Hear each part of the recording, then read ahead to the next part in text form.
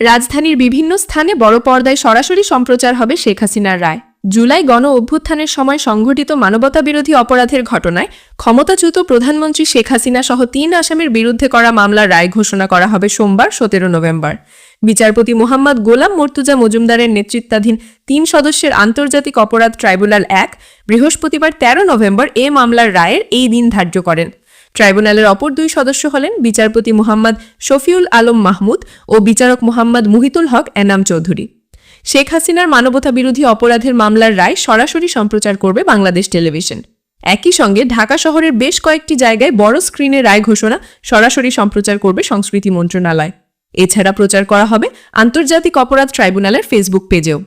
শেখ হাসিনার পাশাপাশি এই মামলার অপর ২ আসামি হলেন সাবেক স্বরাষ্ট্রমন্ত্রী আসাদুজ্জামান খান ও পুলিশের সাবেক মহাপরিদর্শক চৌধুরী আবদুল্লাহ আল মামুন।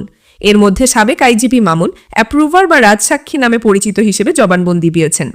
২০২৪ সালের ৫ আগস্ট আওয়ামী লীগ সরকার পতনের পর আন্তর্জাতিক অপরাধ ট্রাইব্যুনাল পুনর্গঠন করা হয়।